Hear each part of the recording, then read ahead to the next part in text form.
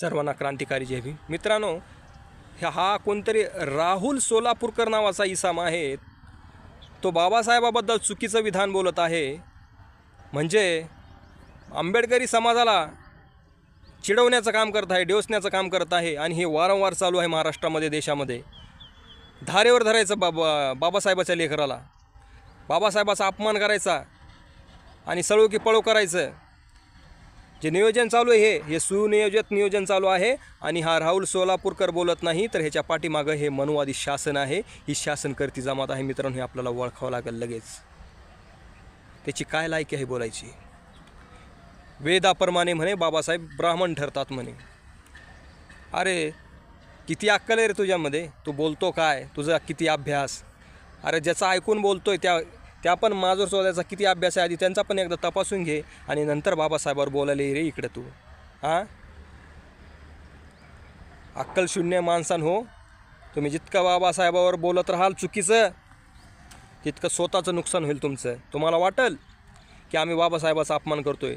अरे एखाद्या ज्ञानी माणसाचा अपमान करणं म्हणजे स्वतःचा अपमान करून घेणं होय. त्या माणसाला चा अपमान कधीच होणार नाही, एवढं ध्यानात ठेव.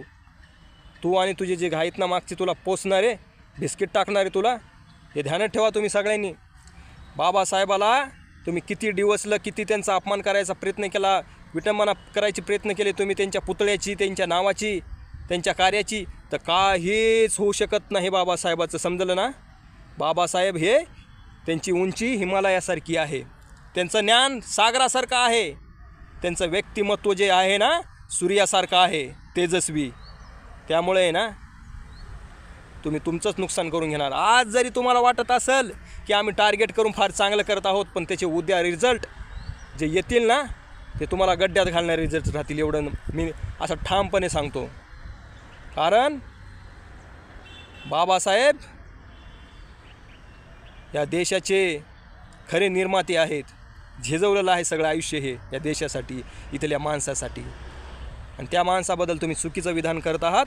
म्हणजे तुम्ही किती मोठे गाढव आहात, किती मूर्ख आहात, हे स्वतः तुम्ही वरडू जगाला सांगत आहात. मनुवाद्यांनो, तुम्ही काल पण बिनअकलीचे तारे होते तुम्ही, आणि आज पण बिनअकलीचेच आहात तुम्ही. समजलं ना?